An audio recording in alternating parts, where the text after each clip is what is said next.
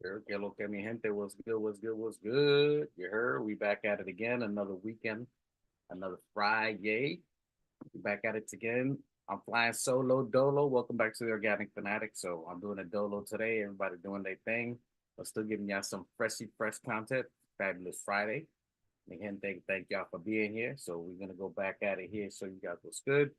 Today we just did a little quick show. We talking to you about the 3-1 road trip we went in the West Coast. We had our players that played, I think, very well overall. Underhanded, undermanned. We didn't have OG. We beat Portland, we beat Sacramento and Golden State. Those were great games altogether. If you look, and the fact that we won wire to wire against Golden State, we had our players played a lot of heavy minutes. So you're looking at we had plenty of heavy minutes with Deuce McBride. We had Josh Hart, both of them. Josh Hart played a complete game, first player in the NBA to have a complete game, played from beginning to end, wire to wire. Deuce would have been with him, but I think Deuce sat out for like 50 seconds. Whoa, 50 whole seconds. So that was something pretty big there. Um, Tough game overall to be watching against Denver. Denver was a tough, challenging game. But let's go back. I mean, you had Deuce and you have Josh Hart, you have Jalen Brunson, Dante DiVincenzo. If you're looking at, we played that 2 games, actually 3 games in a row. We had that against Sacramento that played good dividends there. So they had to get some good young guards, good rotation. Precious Achua and Josh Hart played excellent against Domantas Sabonis. So that worked out well. Well, our youth. Deuce is playing phenomenal. Tibbs already he's got the grandson unlocked like how he did with IQ. I think he's got that full confidence like how he did with IQ, where he let IQ just ride it out. But this is he's played more minutes than I want to say almost IQ in almost any game. This is practically 3 games where he's north of 40 minutes or more than four games. Um, so it worked out well. Denver Nuggets championship team. We beat them 3 times in a row. The fact that we're playing them, they were at their home, Mile High, the last game of a road trip. Just like how when we played them, they were at the last game, so no excuses there.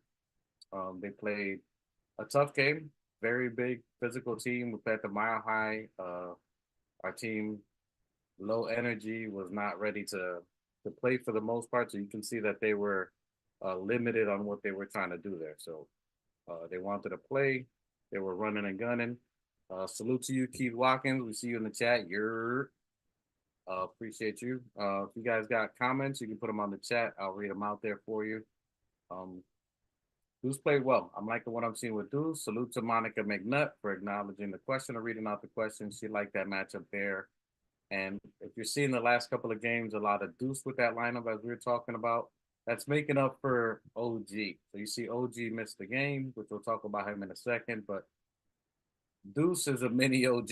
He's the baby OG. You know what I'm saying? The baby G. OG, he's a small version. He gives the same intensity throughout the entire game. He's going to play 100% on defense at all from 92 feet and then some. He's playing full tilt. And then Tibbs is trying to see what Deuce can do also on the offensive side. He said he's seen Deuce in practice hit a majority of the shot that he's actually one of the most accurate and hitting his shots with percentages is high offensively. So his shots are really good. His shot selections are really good. Tibbs in post conference said that his shot is one of the best overall in the team usually in practice. So he's seeing it. So he said it's only a matter of time before it transitions in the game. And then we're seeing it as well. He played 44 minutes against Denver. He was 4 of 9, so almost 50% for his shots. So you can see his accuracy, even while guarding Jamal Murray, holding Jamal Murray to 9 and 21, I believe, was his shooting. So even that, so being effective on defense and being effective on offense. So he's the baby G. So you're seeing his impact is very similar to what we're looking at with OG. Um, and then Keith Watkins says they've been rotating Monica, Alan Hahn, and Wally for Clyde. I think they're all getting auditions to take over for Clyde when he retires. Hey, you ain't wrong. And that's all MSG too. So they're keeping it in the family. You got Alan Hahn on road trips, uh, and Wally Zerbiak as well. So getting them to be comfortable with Mike Breen, and then see if at that point, I mean, Clyde's up there already. Clyde's in his 70s. Let me know exactly. I think he's 71, 72 years old. He's up there. So it's time for him to, hang up the green pastures and just enjoy his years he has, enjoy his money and just travel.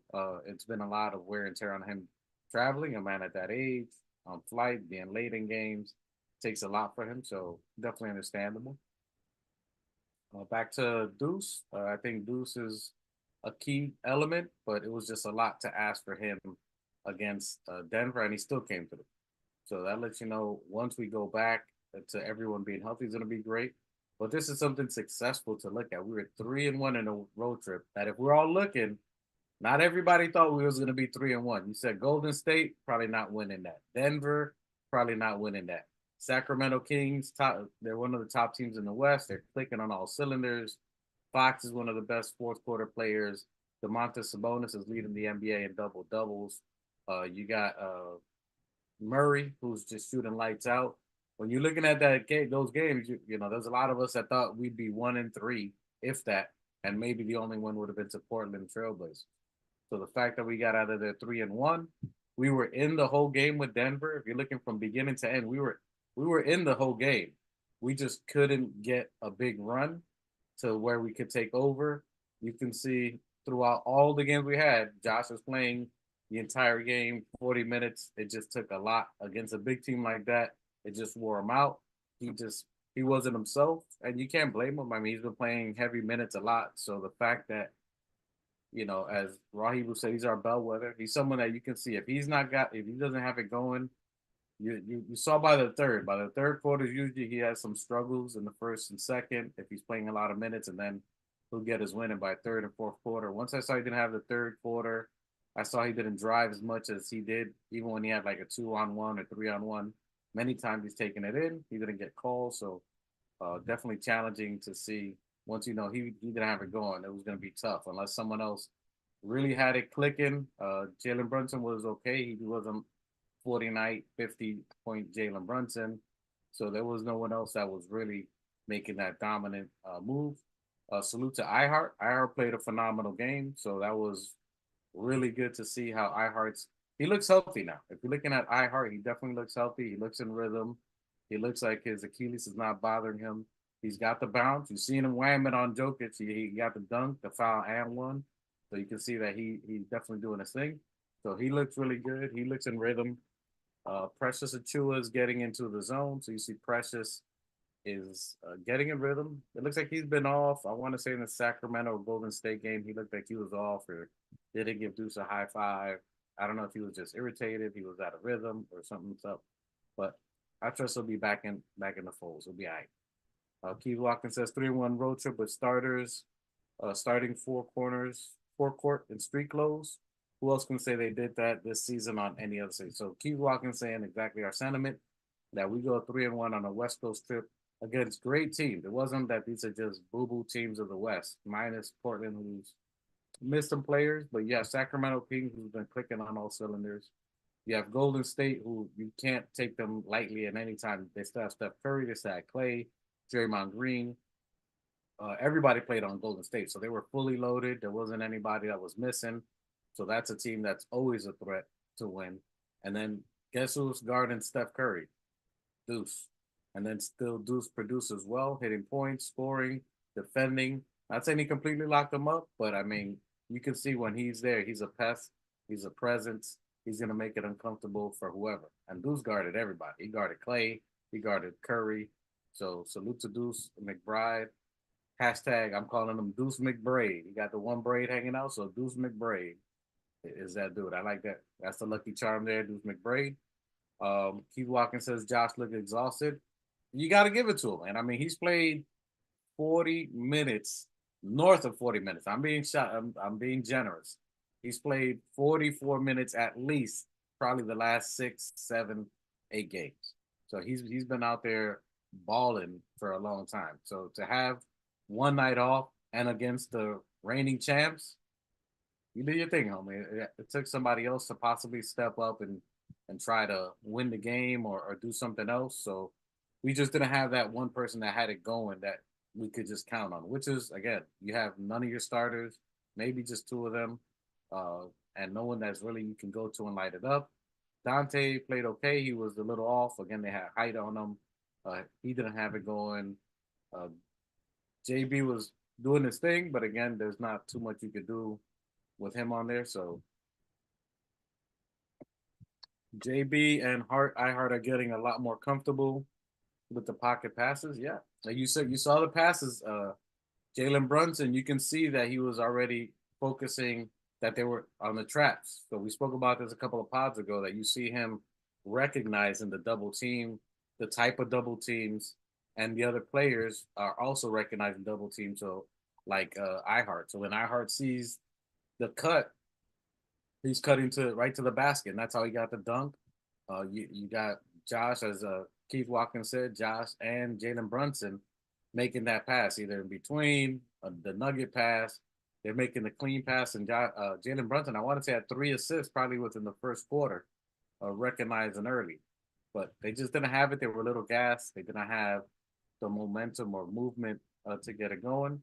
So I'm okay with it. I thought it's good. We're still half a game behind. That loss takes us half a game behind Orlando. Orlando's been clicking on all cylinders. They're balling. A great young team, a lot of talent. So they're rocking and rolling. So salute to Orlando Magic. If yeah, what do you guys think about Black and Grady Dick's jersey swap? Let me know what your thoughts on that. That was you think that was planned? And I think it definitely was planned. That was crazy. They even pulled that off. But salute to them for even trying that. Uh, and Keith Watkins said he did extremely well against the Joker. Yeah, I mean they battled it out. They played very well. They've been doing their thing. So I like it. I like it. Now the next couple of games we got coming up is interesting. So we beat the Nuggets. The Nuggets beat us only by 13. We last time we played them, we beat them by I think it was 38. It was a body bag. So they beat us 113-100. We beat the Warriors 119 to 112. And then the Kings, we held them to 91 to our 98. And Golden State and Denver are the only teams in the last couple of games that we've had that's even broken 100. Everyone else, we've contained them under 100 by a long shot. I want to say we go back to, except the Hawks. Since March 5th was the last time a team even broke 100 with us. And then the Warriors the last time. So a little bit of redemption here. So we're coming back. We went on our West Coast trip. We got a game tomorrow at 1 p.m. on a Saturday. Now this game is interesting here, which we'll talk. Keith Watkins says, think we needed a bigger lineup against Denver. Small was great against Golden State, but Denver is very big on the front court and they dominate us inside. Yeah, but I think Tibbs did that too. Sims played, Precious played, iHeart played. So the biggest people we did have, they did play. So it wasn't like he was strictly staying with the small ball lineup. He implemented the bigger players. They outplayed us. I mean, was it Porter Jr.? Porter Jr. scored 30 last night. Jokic had 30 last night. Murray, I think we held him to like 20 or so. Correct me. Let me go to the game. Hold on. Let me get the right stats here. Hold on. I'll give you the exact amount. So Michael Porter Jr. played 37 minutes. He had 31 points and 8 rebounds. So he was cleaning the glass. So whoever he was going against, he was balling. Aaron Gordon, mediocre, 10 points, 8 assists. But that's big, 8 assists. So that means he's facilitating. He's doing other things.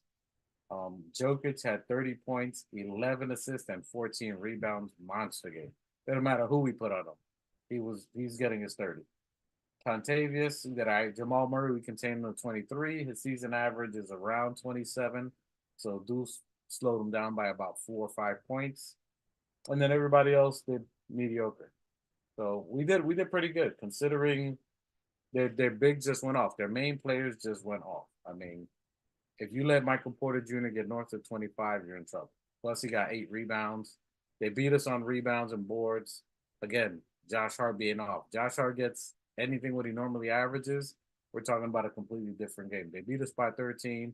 If Josh Hart gets double-digit rebounds, we're talking about another game. That's our strong suit, and the fact that we didn't have that. Josh Hart only had 2 points in 36 minutes. 3 rebounds, and 1 assist. That's definitely not Josh. Okay, so no rebounds there. Dante, another off night. 11 points, 4 assists, 2 rebounds. No bueno. iHeart balled out. iHeart played 20 points, 8 rebounds, and 3 assists in 26 minutes. Look at the efficiency. So this is something to think about going forward. And so going forward, iHeart with only 26 minutes, he almost has a double and almost 4 assists. So that's really good that he's being very efficient with only 26 minutes. Deuce McBride, 44 minutes, had 11 points, 3 assists, and 3 rebounds. Could he have had more? Possibly, but it's something that he's going to start working, being confident, being trusted in with the team. Can he produce overall? So that's going to take a little adjustment against a big team. Plus, he's running around guarding everybody, zapped a lot of energy. Brunson played a good game with only 34 minutes. He had 26, which who else played the other minutes? Deuce was there the whole game, so was he his backup during that time? 26 minutes. I'm sorry, 26 points, 9 assists, and 2 rebounds. Precious had 9 points, only 5 rebounds. So this is where we got big. He played 25 minutes. So as far as our bigs, Isaiah played 26 minutes. Precious played 25 minutes.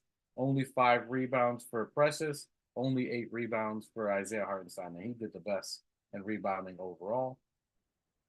Then you had Alec Burks, which Alec Burks, he's starting to awake here. We're starting to wake Alec Burks. He played 21 minutes. Normally he's been getting the shorter end of the stick with Bojan. Alec Burks played 21 minutes, had 18 points and 5 rebounds, only 1 assist. So we know he's not in there to facilitate. He's going to be there to score. Bojan, Bogey with a stogie, played 14 minutes and he was off. He only had 3 points, 1 rebounds, 2 assists. And then Jericho Sims, which I guess that's what you guys are saying, played big. He played 8 minutes, but he had no points, 2 assists, and 2 rebounds. Here's the thing with Sims. Sims has to have something that he can go to. He played 4 years in college. He's been in the NBA. This is going on his 3rd year. You got a contract. There's got to be something other than jumping that he could do. He's good defensive. His rebound is not. You can't be there, even though it's 8 minutes. He does add positives on there, but he needs a go-to. At least Isaiah has a little floater, and I've seen Sims with a floater. He can't hesitate as much. He has to start making his presence felt. When he's in the game, he has to produce, and that's the next evolution of his game.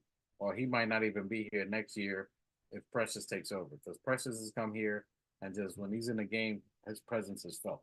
I mean, the fact that Precious has been in the game, even with 25 minutes, 9, 5 rebounds, 3, he's blocking, he's doing other things. So Sims, I think Sims is on the clock by next year, but he has to be making impact on it. So other than that, there was nobody else that played. Those are all the players that contributed. Denver played like a playoff game, and we were only down 2 with 8 minutes of play. Great job by us, in my opinion. One of the few times we've been out rebounded and outscored in the paint. I agree. It's gonna be challenging. It's an off night. You're gonna have those games, but the fact that we were essentially off, we're not gonna keep blaming it. But we know we don't have a majority, if not all, our starters, and even one of our best defensive players and rebounder, i.e., Mitchell Robinson, which we'll talk about him in a second. So it's something interesting that we were still in the game. This is against the world champions that we only lost by 13.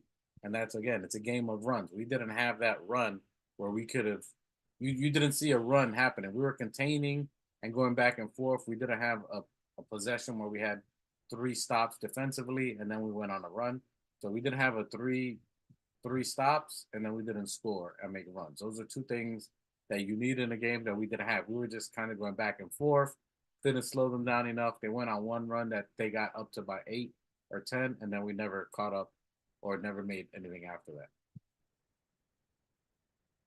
He says, I've been to Denver. The altitude situation is real. Capital real. All caps. You get tired walking a few blocks alone playing in an NBA game. So I give it, I don't put excuse, but it's a fact. That's why they call it the Mile High Arena, because it's literally a mile high from sea level. It's up at I think they said it was 81,000 feet. I gotta look at or 8,000 feet. So that's something that's real. They're used to playing it, no situation, but salute to them. They got that game. They got that W. Like there's not too much you can say about that. It's one game. Got to shrug it off. Um, full game, full healthy squad is another situation we'll talk about there. Tomorrow's game's interesting. So let's talk about OG Ananobi. OG's missed the last two games due to adjustment with his elbow. We know he took out fragments from the elbow. Um, he was having some soreness, so it's just a recovery, whether his skin or the sutures or sutures, what we call them. If they're healed, maybe it was irritating or opening up. Maybe it was hurting him because he was. I mean, you saw the minute he came in, he's diving on the floor. He's going for rebounds. He's doing a whole bunch of extra and giving his all. So we can't hate on that. He gave his 100% effort. And then will he be back? I think it's more of a rest and make sure that he's good. I think they've seen enough of what he can do, how it feels, and they're tweaking the medical adjustment plan. Like maybe you sit a couple more games, let it rest, do some other treatments to see if they can speed up the healing. But rest is more important. We know he obviously impacts the game.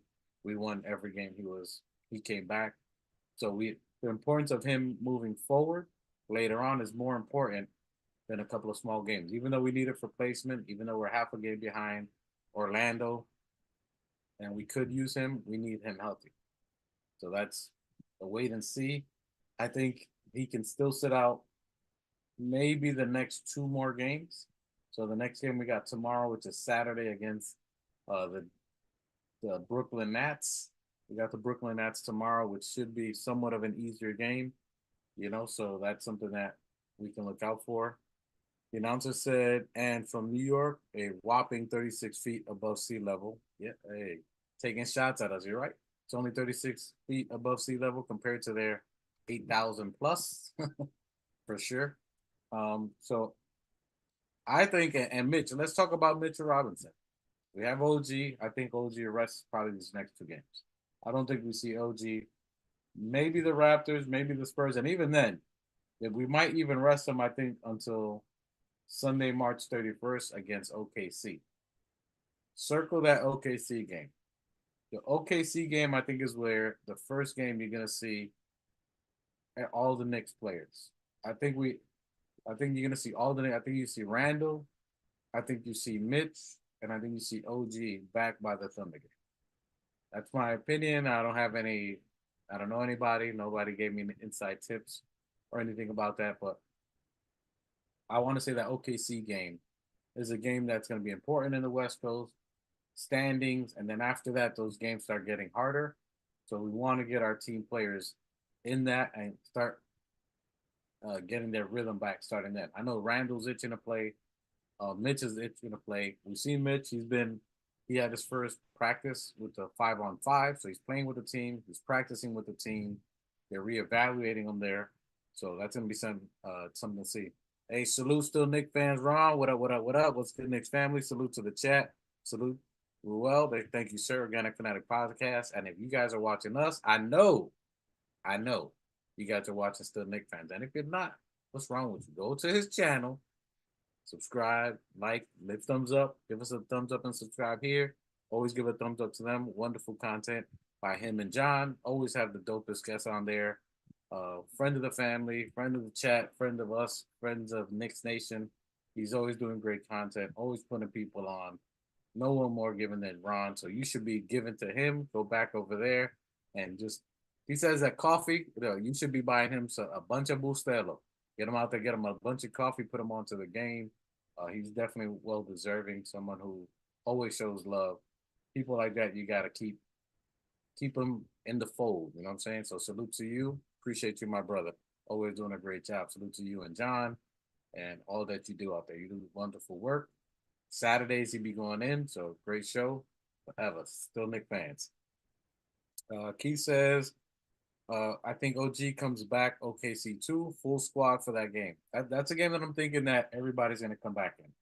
Because the next game we got is tomorrow against the Brooklyn Nets. We got them at 1 p.m., which I'll get back to a little bit on that. Then we got the Pistons on Monday. So these are two games that are, even though we want some positions, you don't want to kind of, unless you want them to get into rhythm and get, I just don't see it. And then the Raptors is a big game. Salute to our boy RJ Barrett. Condolences to him losing his brother. So hopefully we play them in a, we get to see him out there. But if he's not, we understand. Um, However, this Nets game is interesting. This Nets game, considering what we saw at Denver, considering height as what we're talking about on here, considering someone who's already been in practice, someone who replied to a Nick channel saying that maybe he'd be better off the bench and he can show his skill set. Someone who's been complaining, I won't say complain. Let's not. I don't want to start a narrative that he's complaining, but he's expressing that he wants to show other skill sets other than what he feels he's being limited to in the starting lineup. And it would make sense, just like how it was with Grimes. Grimes wanted more. He wanted more touches. Josh Hart wanted more touches. And you have to see what Thibodeau says. It's selfless to the team. So you got to be selfless and put the team first. So in that aspect, they have done that. So I think Hart would. He's been playing phenomenal. He played great with the starting lineup and plays great with the bench. I think it would be ideal.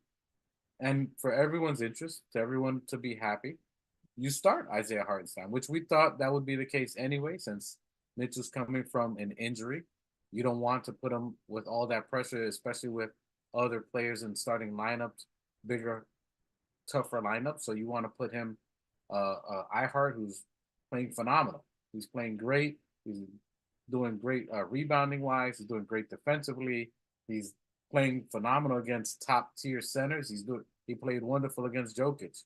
He played wonderful against Domantas Sabonis. Dominated him.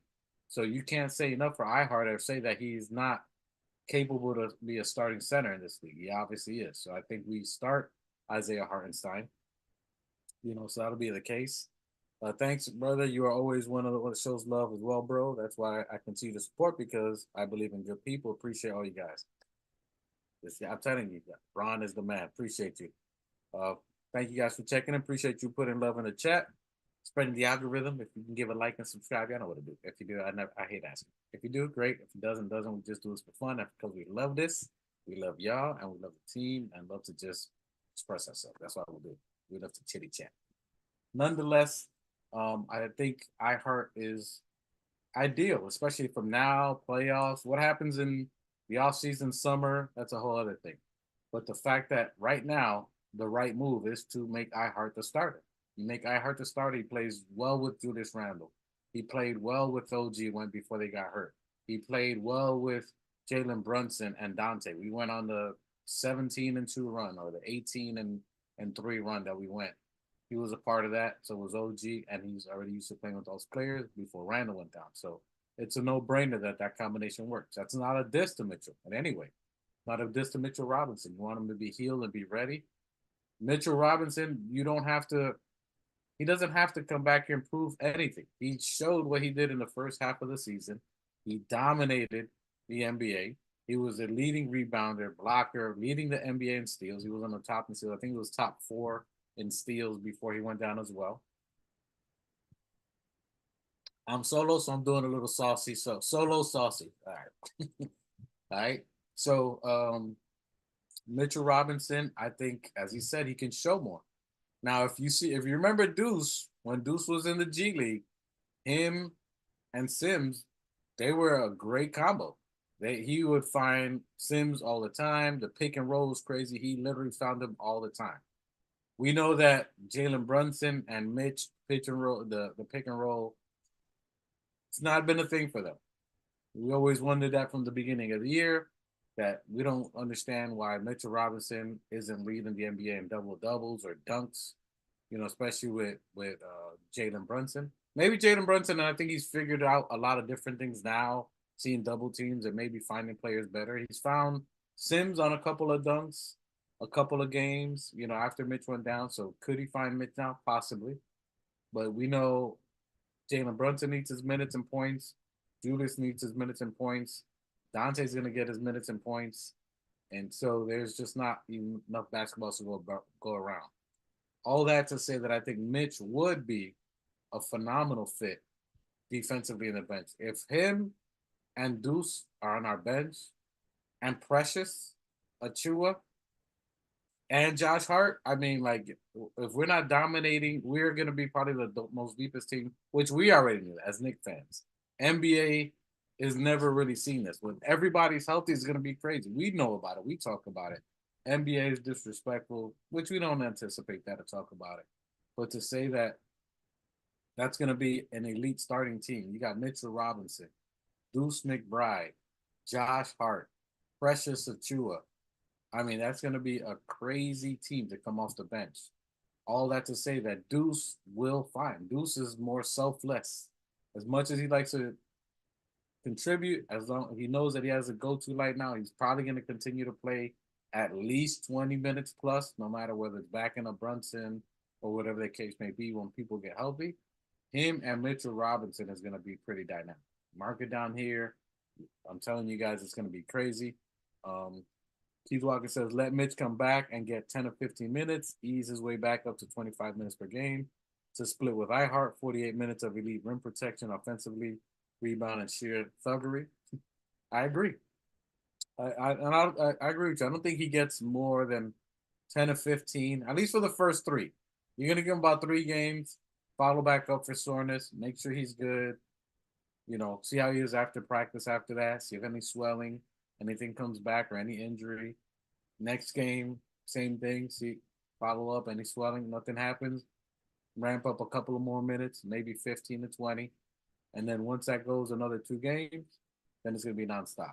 But I think you'll probably see Isaiah maybe with a little more in the beginning. And again, depends on how quick Randall comes back, how quick OG comes back. Do they all just get dumped in one shot? And then, so it's going to be interesting to see. Mitch, OG, Hart, Deuce, and Precious, how you going to score? I don't know. Hey, salute G-Man. Appreciate you. Thank you for checking in, my brother. Appreciate you.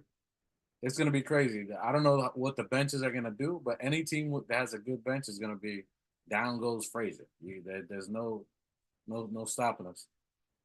So that's going to be crazy. So teams like Boston that are dynamic in as a starter, their bench is okay. Their bench is okay. They got a pretty good bench other than White, but you're not going to be able to score with Mitch, Precious, Deuce. I don't care who you are, what bench you are. I don't care if you get someone on the first crossover. I mean, you still got to get through multiple layers of defense. So that's going to be incredible to see. All that to say that I think this Nets game tomorrow might be a mid-sighting. I think tomorrow would be a good game to have a mid-sighting.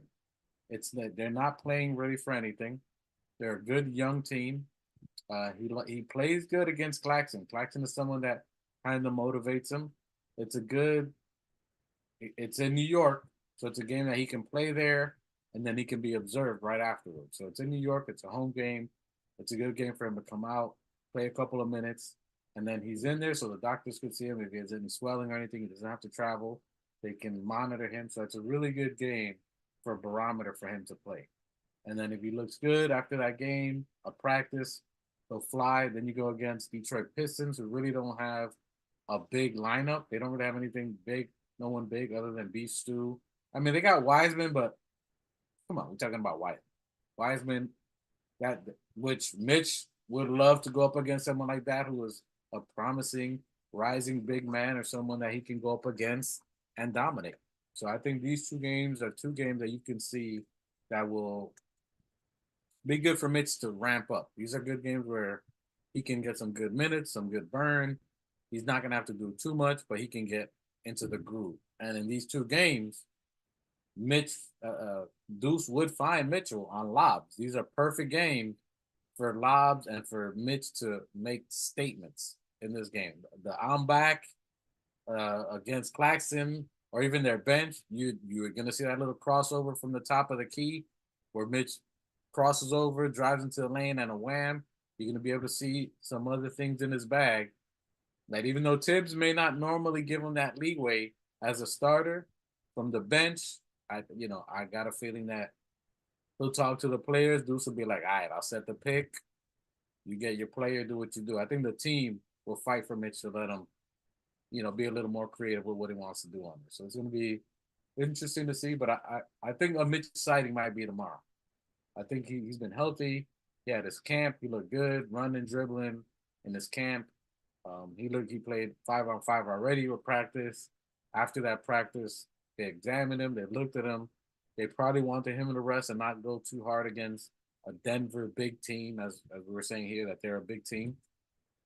It's a good time for him not to go up against them. But these two teams is one to see where he's at, to see how good physically he is, to get him into some shape, to get some good contact where it's not a lot. Because I mean, if he's going against Jokic, if he's going against Gordon, if he's going against Porter Jr., these are all big guys. They're 6'10", 6'8", big stocky guys that couldn't put pressure to Mitchell Robinson's feet.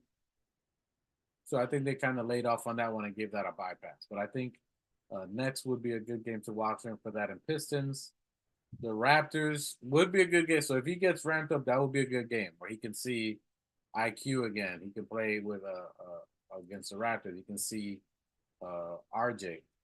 And then the Spurs would be a good one. I would love to see Mitch in these next couple of games get into rhythm. I want to see Mitch and Wemby. Mitch and Wemby would be that's going to be a great one there. That's going to be a Friday night game. Mitch and Wemby is going to be very good. So I'm looking forward to that. And then that would also be a good game where Spurs aren't that good. So either the Raptors and Spurs, we might see OG before them. So I say we rest OG for tomorrow. Pistons, he might be back for maybe the rest of them for the Raptors, where he can come back and get his ovation. The Raptors fans could cheer him. So I definitely see OG coming back for a Raptors game. That makes sense. Salute to new Knicks. I definitely I can see OG coming back. I can see them resting him and try to get him ready for the Raptors game. I believe that one's. Let me see if that's at the Raptors. Yeah.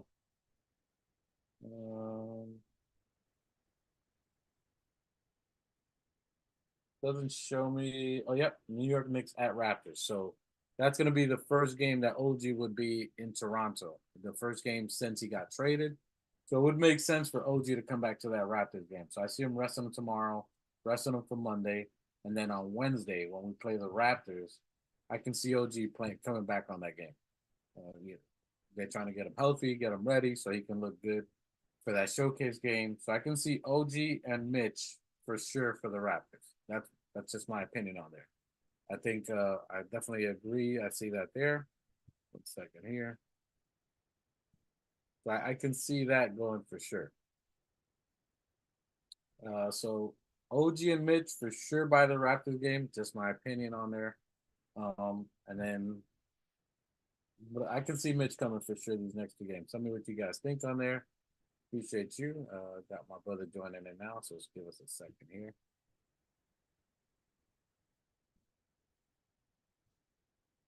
And then the chat. Que lo que was good. I think you're on mute. You're on mute. Yo, my bad I'm late. Lost track of time over here. It's all good. What's good to everybody? Salute to the TOF fan. What's popping? Yo, good looking out to my brother and Mike, the specialist, for holding us down. What's goody? Yo, it's just me and you. Specialist couldn't be here either, but it's all gravy. It's just me and you holding it down. We're doing the dang thing here. We're in the chat.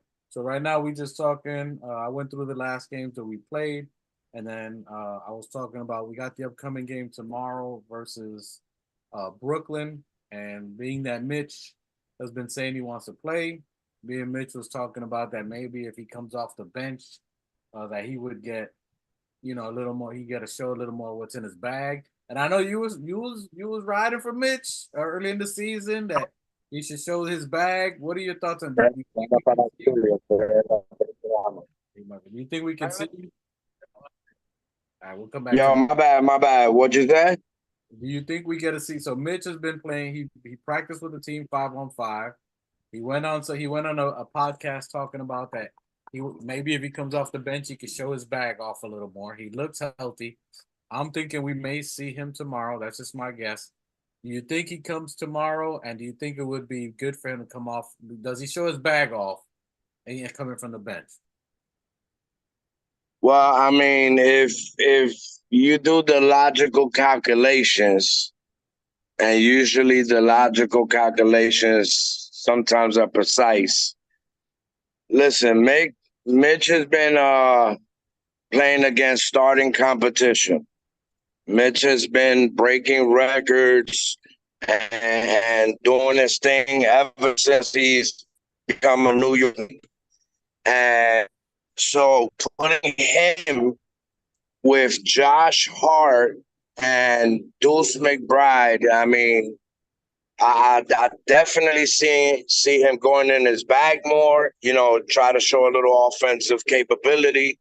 I'm pretty sure him seeing Hartenstein, him seeing, Precious and everybody getting into their bag, I think that gives him more confidence to, definitely dig into the bag. And he's like, when he first was introduced in the bag, you got to remember Mitch was still young in the team, and Tibbs definitely wasn't going to try to trust Mitch with an offensive bag at that point. He wanted him to master his defensive capabilities and reach certain pinnacles and statuses on the defensive end, before he did reach into that offensive bag. Yeah, that makes sense. And I mean, if he's even saying that, he's had to been practicing, I think, off the bench with iHeart starting. I mean, what do you think he got? You think we're gonna see that little crossover, a little jump shot? I don't know what does he have. What do you guys think Mitch has in the bag? Do you think it's just a 3-pointer and a cross? Does he have handles with it? Does it? He has a hook. I mean, listen. It was about 3 years ago when, I know you said it plenty of times on this podcast, that when he was showing his bag off, it wasn't against the blacktop and the elite competition. But at the end of the day, he wasn't doing stand-up dummy drills. You know what I mean? He wasn't running cone drills. There were actual human beings on the opposite end of that. I'm not saying they were elite defenders, but at least it still gives them that grace period to be able to execute. I mean, Mitch, he got handles. I mean, I never had a problem with Mitch how we had with what's that center that we had with the dreads? That we used to call them Butterfingers. Oh, you talking about Nerlens Noel? Bro, like Nerlens couldn't catch nothing, bro. It's like he had butter on his fingers for Butterfingers. Yeah, I mean, Mitch has never had that problem. You know what I mean? So Mitch has always had good hands. When you see it, when RJ was playing and dishing off, and like you seen his potential. Like every time he got an assist from RJ, or when he would play with that second unit, that'll definitely give him that confidence. So I definitely see him getting him more in his bag when he does. I mean, he got handles. He looked like he got just as much of a shot as Precious does. I would like to see him come into the second unit and definitely expose that bag. It'll definitely give him more confidence.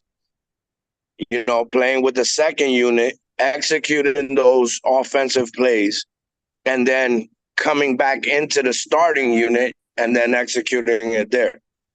You had me until you said his shots like Precious. That's you have me until. No, I mean Precious doesn't. Bro, Precious doesn't have a bad shot.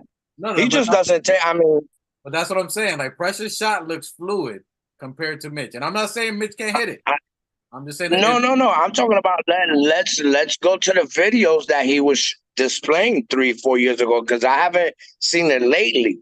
now But when he was displaying his offensive bag, his 3-point shot, it was about 3 years ago, and it did look fluid. It wasn't an ugly shot. He had a nice released it up top, and they were going in. They weren't clanking. They were pretty much water. Yeah, no. And he did it this summer too. That's why we had our little debate. Him doing it this summer, that I said he needs to go to Rico Hines and go do his skill set. But nonetheless, he can do it now from the bench. So it'll be equivalent to Rico Hines if he's playing against the second team of the other NBA teams, and he can do what he does. And that makes sense, because that's what I was saying. With Deuce, it would make more sense because Deuce is a willing passer. You know what I'm saying? When we had other players, when he played against IQ, as great as IQ is, and I love IQ, but IQ was trying to get his. You know what I'm saying? He's a scorer. And he wasn't trying to dish as much, even though he could. We said IQ could get triple doubles and double digit dimes, but he was more of a threat. We needed him more offensively than to facilitate. You know what I mean? But then you come with Josh. Well, I mean,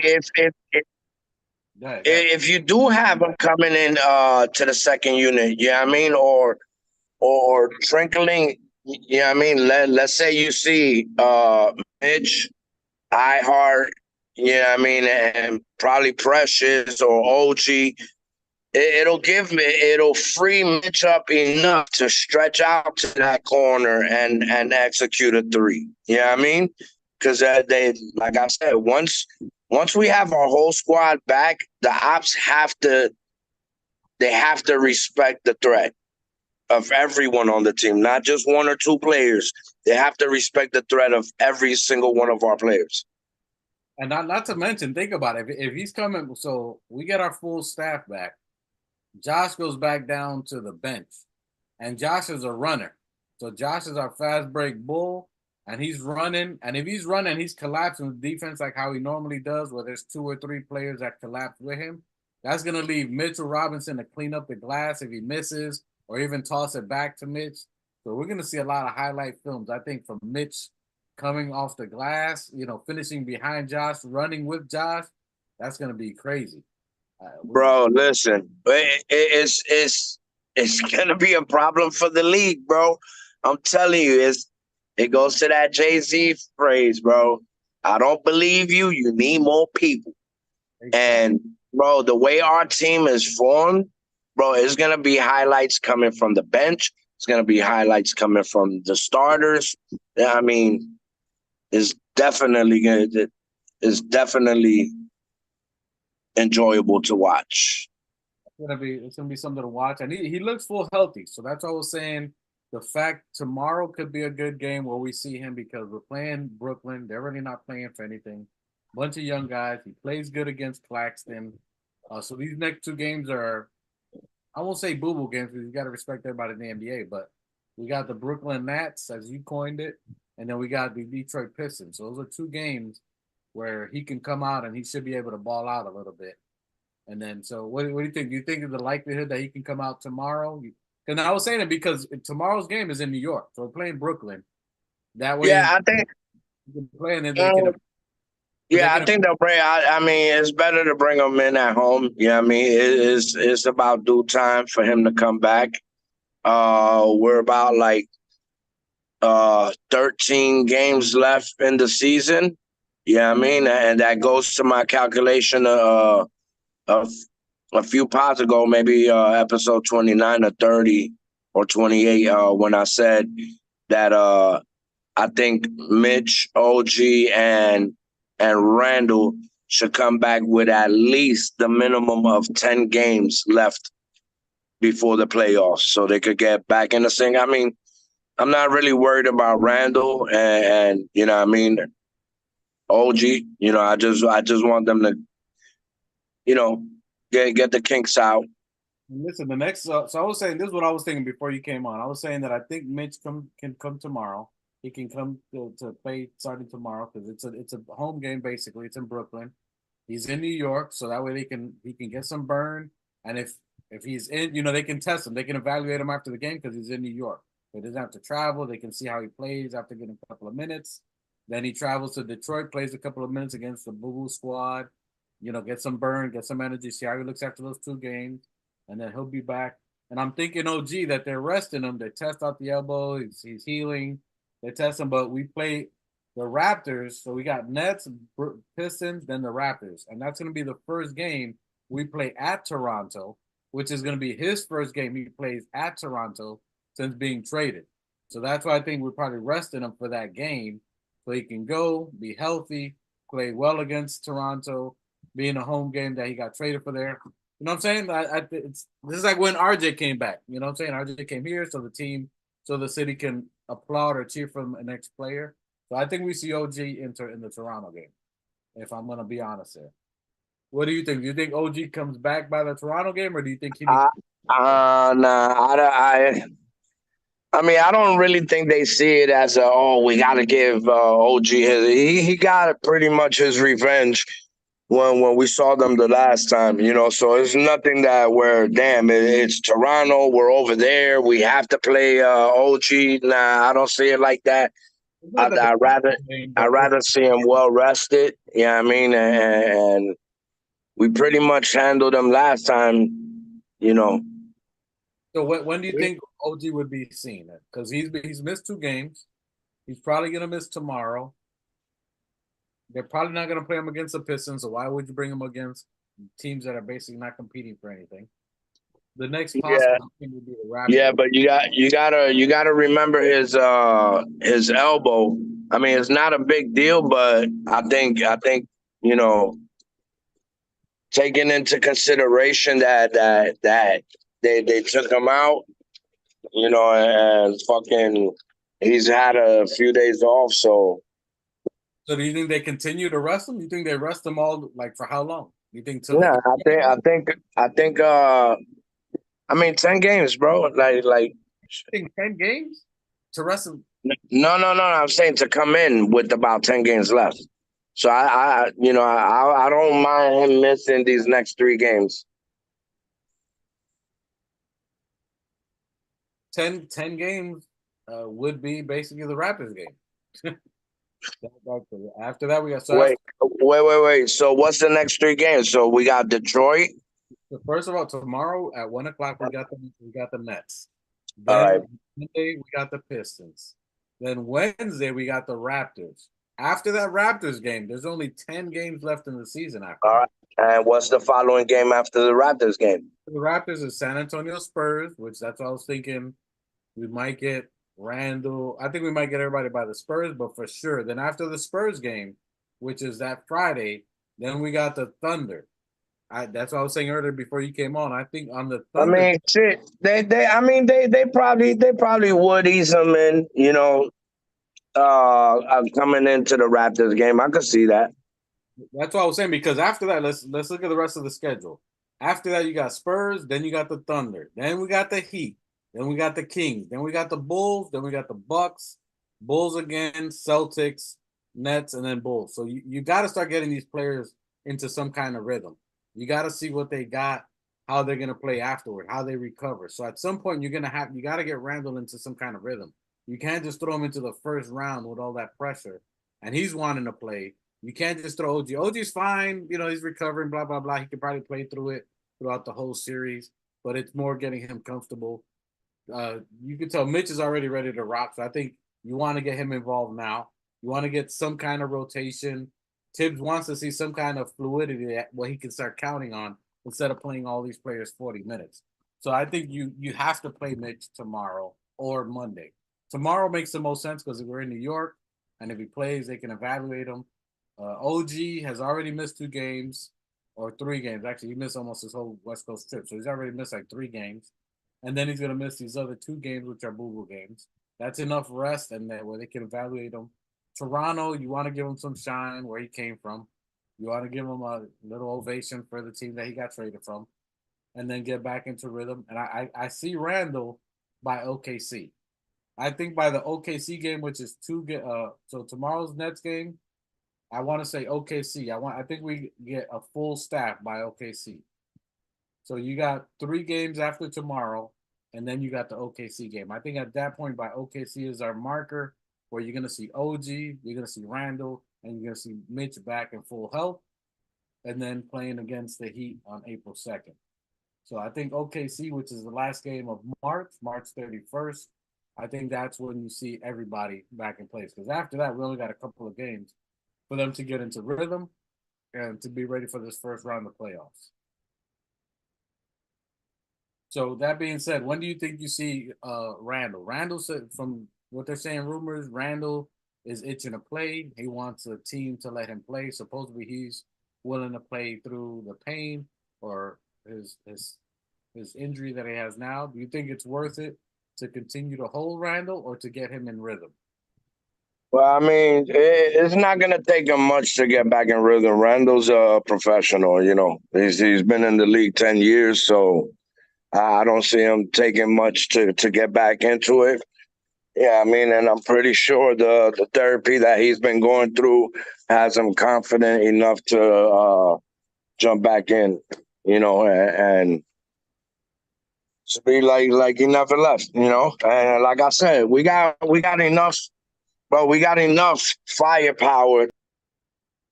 He doesn't have to be the focal point. You know what I mean? Just like I said, just him being on the court, OG being on the court, Mitch being on the court, it's all a threat. Hey, salute to Johnny Harris, our local Nick hater. Yeah. We'll be having him on the show against the Heat. He ducked the first time. He did show up, so salute to him coming on a second time. Salute to you, Johnny Harris, my brother. I appreciate you, brother, from the Most High, but not from the same mind. Salute to Blaze. Jay Blaze on there in the building. We'll be playing. Salute to the chat. What's poppin', chat? Everybody, hit that like, subscribe, share that shit. You know what's poppin'. Think about Mitch. When do you guys think about Mitch? What do you think about Randall? And then also all our missing players. When do you guys think they come back? We'll get some feedback from you guys on there. So we got these next couple of games going. We got our game tomorrow. That's gonna be something to say. Now I kind of want to ask you, now that you're on here, you guys in the chat, Cameron was talking about the New York Knickerbockers. Said that he was mad at shows like, no, he didn't say ours, obviously, but people like us that were happy with the New York Knicks, where they're at, where our growth is, where our potential is, that we're going. So we're supporting the team. And he wasn't feeling that people are like, we're happy with a fourth place team. He said the Knicks are mediocre, that we're the mecca of basketball, that we should be either the best or nothing. What are some of your thoughts on what people are saying, what Cameron says specifically, him and Mase, about us or the people celebrating fourth place? I can't hear you. Well, I mean, I didn't see the interview, so I don't know what he said. But going by what you're telling me, I mean, Cameron's a bit pretty busy person. Yeah, he's a big Knicks fan. Yeah, I mean, big supporter of the Knicks. But I think Cameron's a little too busy to be like actually looking at Knicks game. I think he got a lot going on with trying to buy Rockaware, you know, with the sports program and all his side endeavors, you know, with the Pink Pony and all that stuff. So him saying that the Knicks are mediocre, I don't know what he's been watching. Maybe he's been puffing on too much za where it's blinding him. Yeah, so that's something that I was a little surprised that he said that. So we ride where we at because we see the development of our team. So people like us, the organic fanatics, we vibe with what we see because we've seen it. Mediocre is 17-67. We was mediocre 4 years ago. 4 years ago, beyond mediocre. Yeah, Cameron. Well, what are you talking about? What are you watching? What games are you watching? I mean, even with 4 starters down, 3 starters down, we still haven't been mediocre. So I don't know what he's talking about because we've been balling against all the top teams in the West. Well, what are we looking at, Cameron? Yo, Killer Cam, what are we doing? Are you? Mm, Killer Cam, we Cam, yeah. Cam. I think you're smoking that Canadian weed, Cam. You need to get back to the Zot. I don't know. I don't know what kind of devil's lettuce you're smoking, but me, Yeah, I we don't know. gonna do you done know. You know what I'm saying? So I don't know what he was on for saying that, but that was definitely something that I don't agree with.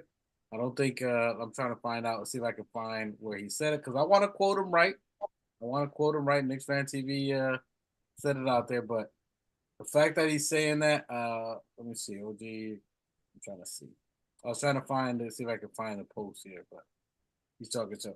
I don't know. I don't ride with that. You know what's mediocre? Us 4 years ago. That's mediocre. I can give them that. 4 years ago, where we're 17 wins, 67 losses, something like that. That's mediocre. You know what's mediocre? New York hip hop right now. That's mediocre. You know what I'm saying? That for sure is mediocre. There ain't no New York rappers out there. We got everybody just New York hip hop is suspect right now. New York hip hop is definitely mediocre. I'll put it. I said it. I said it. But look right here.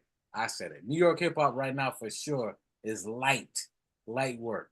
So the fact that we ain't out there dominating New York hip hop is light. If you're a legend, you should be out there representing. So I don't know about that. The battle against the Locks, that was light. that that I think was like that was mediocre. That was mediocre. That was mediocre. When you guys went against the Locks in the lockdown, that was mediocre. That I mean, You know what? I think Cameron's been hanging around with damn, what's so boy with that podcast? Gilbert Arenas.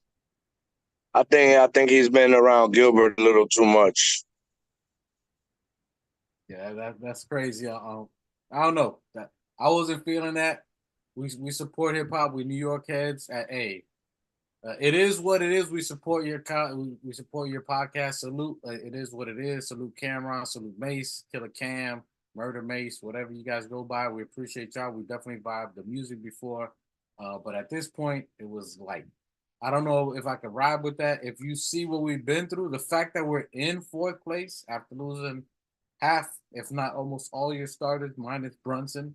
The fact that we went on a 3-1 run without our starters, the fact that we've been beating teams, even Golden State, without our starters, that's not mediocre. That's disrespectful to your team, to your players. And if you're doing sports, if y'all even watching the show, you should know. If you know you're watching basketball, that is definitely not mediocre. So we calling a spade a spade. I don't know if that was for Cap, maybe for a little attention grabbing. I don't know. Mace Cam, we'll go on y'all show. Y'all come on ours, but address that. The fact is mediocre that you sound it sounded suspect. The fact that we could only be at the top of our game in order for us to get some props, in order for us to appreciate our team and the efforts that they're doing. Que lo que, yo, Black Empire, salute to Black Empire. All the boys right there, salute to Black Empire. And if you guys watching them, go to youtube.com, go to Black Empire, Millionaires, support their music, like their music, and get it popping there. Bullies is balling, really in the Black Entertainment. Let's get them going. Show us up. You're on mute. Can't hear you. Can't hear you. Yeah. Here with the little Brody's Black Empire, you know what I mean? Yeah, at the stool, just chopping it up, getting ready to get activated. Yeah, get activated, get them bars. We might have to drop some bars for Cameron and Mase.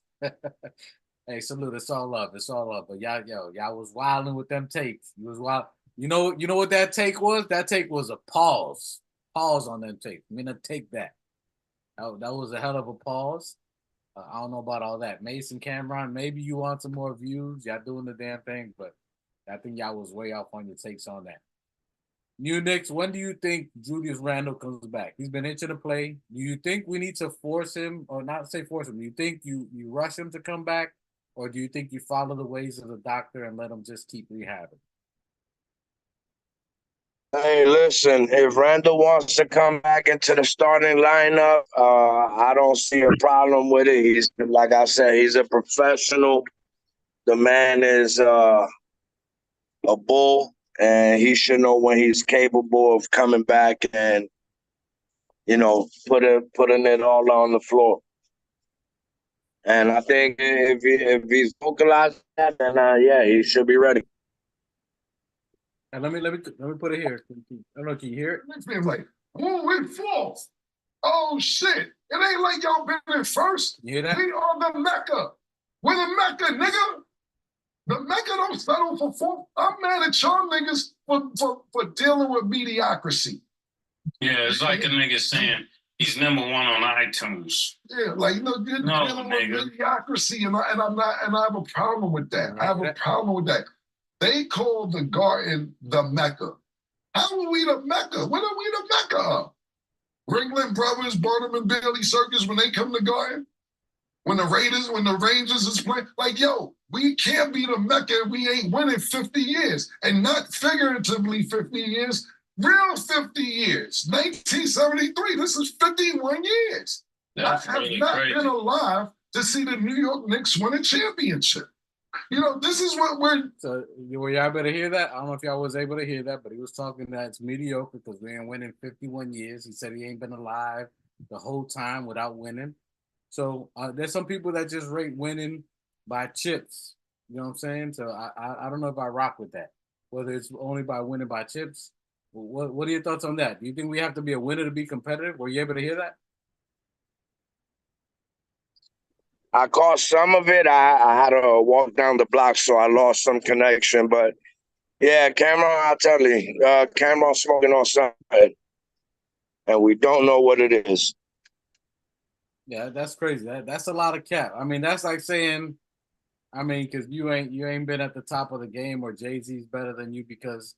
So does that make your music irrelevant, Cameron? Does that make you weren't at the level of what Jay-Z was? Nah, I mean we rock with you because you did your thing. You wasn't at the top championship level, but we rock with Dipset. Y'all did your thing. Y'all got your records. You can't. It ain't always. But we beat everybody that was a champion. We beat Denver. We beat Milwaukee. We beat Golden State. We beat who else did we beat, bro? Like these are our championship players, championship teams. Like, well, what are we really looking at? And this is all for and on top of that, we beat a majority of those teams undermanned. And to avoid, so I really don't understand what he's really looking at. And to avoid any copyright strikes, this is just for review, so we can see that it's all for fair use. We're trying to get in context of what happened, so we don't get any strikes. It's all for fair use to see what he said, so we can quote him right. So no strikes out there. Salute to Johnny Harris putting that out there, but this is all for fair use to make sure that we give the quote the man right out there. So yeah, I don't try to flag our show. I appreciate you, Johnny Harris, for dropping that jewel, and that's right, it's just fair use. So I don't know about mediocre. I don't know about all of that, but and just like Johnny Harris, everybody want to wait to playoffs. So we're gonna do it. Do you think Julius Randal gets in rhythm in time to be effective in the playoffs, Knicks? Yeah, he definitely is. Yeah. Randall's not the same player from 2-3 years ago. Randall doesn't have the same team that he had from 2-3 years ago. Randall has plenty of help. Yeah, I mean, Randall was first brought in help from Jalen Brunson. After that, Hart. Yeah, I mean, Randall has all the weapons he needs. Jalen Brunson has all the weapons he needs. Tom Thibodeau has all the weapons he needs. Like everybody, I mean, the way we're clicking right now, and we haven't even played as a full structured team for long. But, bro, yeah, it's definitely a problem for everybody. Not only this year, which I think we could come away with a chip this year. Imagine next year. We definitely on that trajectory of, I mean, well, what we saw Golden State accomplish. I mean, that's where I see it. Okay, and let's give a shout out right here because we got a shout out right here. We got someone that's making moves. Salute to Dante DiVincenzo, 219 3-pointers, He just passed Julius Randal, second all-time Knick in three-pointers. Evan Fournier is the only leading player above him at 241. Do you think Dante can pass this year in these next 10 games? Can he pass Evan Fournier in all-time three-pointer? And you're on mute. You're on mute. You're on mute. Hell yeah. He definitely got to crush Evan this year. I mean, he's definitely going to surpass that next year. I could say I could see him hitting the 500 club. You know what I mean? So wait. 247. Sorry, the 300 club. Damn, 500 threes in a season is kind of crazy. But yeah, I could see it. I could definitely see him hitting 3 next year, but definitely, hopefully, he will surpass Evan Fournier. I don't need Evan Fournier associated with any Knick history. Yeah, I mean, he did what he did when he did it, but now that it's done, that I do. Hey, salute to G-Man. G-Man says Sonny Blanco will pass the Frenchman, so he's in agreement that it'll pass. Keith Watkins says we're gonna break the 3 record in 3 straight seasons, which is facts. Evan passed it 1 year. Next year, Randall broke it, and then this year we're all in accordance to saying What? No, wait. No, Randall had to have break it first at 214. No, Evan broke it because he first. had 214. Because Fournier has 241. How many does Randall have? Randall has 218, so he didn't break it. He didn't get to number 1, but he broke John. Let's say, to be clear, he passed John Starks. So John Starks was the all-time leader first. John Starks had 217 three-pointers. Okay. The 217 first. Evan got to 241 threes. Then Julius surpassed John Starks by 1 three-pointer, ended with 218. So he became second all-time, passing John Starks. Prior to that, John Starks was the all-time leader. And then now this year, Dante has already passed John Starks and Julius. Right now, he's currently at 219 three-pointers. And then he needs 22 more to pass Evan to be the number 1 all-time as a Knick. You're on mute. All right, so Dante passed Starks. And Julius. All right, he passed Starks, right? Starks and Julius. So now he's at 219. Nice. Congratulations to Dante. Yeah, I mean, definitely salute that for achieving passing Starks joint. All we need him to do is just to catch up to Evan and crush him. That's it. So he has 22 to go to pass Evan Fournier. Well, 10 games, and you got to remember. Oh no, it stops at the regular season. Yeah, but yeah, he definitely got it. Yeah, so we have, I'll tell you right now, let's look at how many games we got left. So we have 1, 2, 3, 4, 5, 6, 7, 8, 9, 10, 11, 12, 13 games. So can Dante DiVincenzo get 22 three-pointers or more? He definitely getting. Come on, bro. Like he'll get 15 in one game. So we got the Nets and we got the Pistons. Those are 2 games where he can get back in rhythm and get 7 per game right there. That's 14 right there in them 2 games. And then he got the Raptors, Spurs, and he should definitely light up the Heat. So I think he definitely passes it. I think he passes it by at least 10. I got him with at least 10 and beating it by 10. I think he gets a 250. I think he's the first Knick to ever hit 250. Johnny Harris says Duncan Robinson has 270. Hey, he's a starter for it. But you know what? Hey, Harris, Duncan Robinson was not a Knick, my boy. I don't give 2 fucks about some Robinson.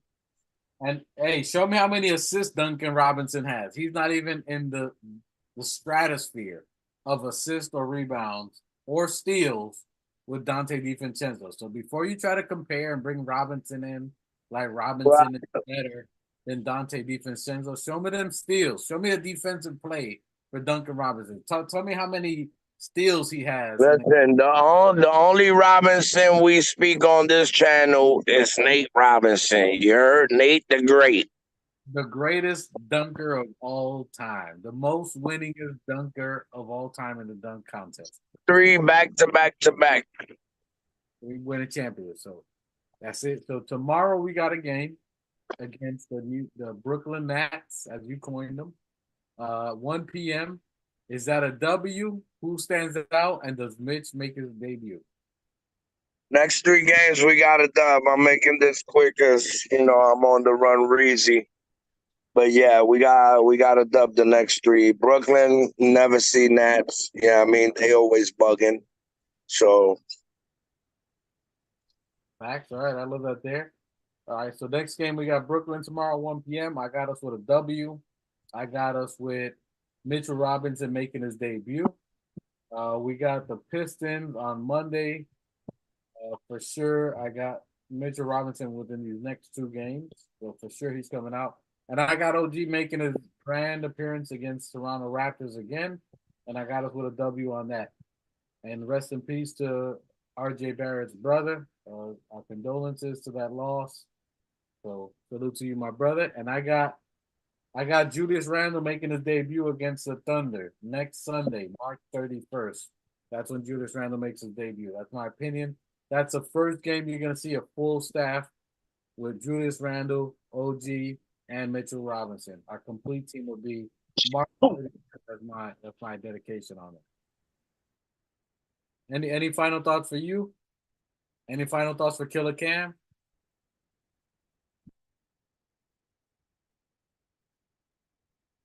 You're on mute. I can't hear you. You're on mute. Yo, Cam, stop fucking around with Gilbert Arenas. Stop smoking that Canadians. That shit is babby. Yeah, I mean, it's fucking up your thought process. And that's about it, man. I mean, we're gonna win these next few games. My apologies to the chat and everybody on the show. Yeah, I mean, for my tardiness. I'm sticking and moving, trying to, make some progress. Hey, salute to my brother for always coming through, even though better late than never. Salute to him. Salute to really. Shit, nigga, thank you for holding us down as always. I could have stand to see you watch you there do it alone, so I had to jump in. Yeah, hey, I'm never alone. I'm always with the Most High. You know how we do. Most High. Salute to Yahweh. Facts, and we got a dope chat, so I know the chat keep us busy. Salute to the chat.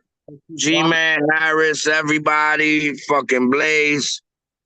You know what I mean? Appreciate you guys. Hey, show love to the chat. Hey, show support love to Really Nez Entertainment. Go look at Bullies is Balling. Salute to Really Nez doing their damn thing. So without them, put it out there for them. Show love, like, subscribe, hit the channel on there for us. We appreciate you guys. Let's look for that W tomorrow. Let's look for Mitchell Robinson. We support you, Mitch. I got you getting a double-double on your first game. I'm going to call it out early. I'm wilding, but I ain't wilding without the New York Knicks. Cameron, my brother, we appreciate you. We support the Dipset. We got all the CDs, even when you was doing the pink thing, even though we don't rock the pink. We supported the squad. I was there when you was getting your 5 for 20s at Foot Locker. You and Jim Jones got it from my store in South Beach. I sold y'all the shirts and got y'all there. So, hey, we support y'all. We got you the shirts when you was out there doing your thing, but you wilding a little bit, my guy. You bugging. We support you. Well, watch the show, man. Watch the games, man. Go show me that you in let me see you on the celebrity row. Go to a game, my guy.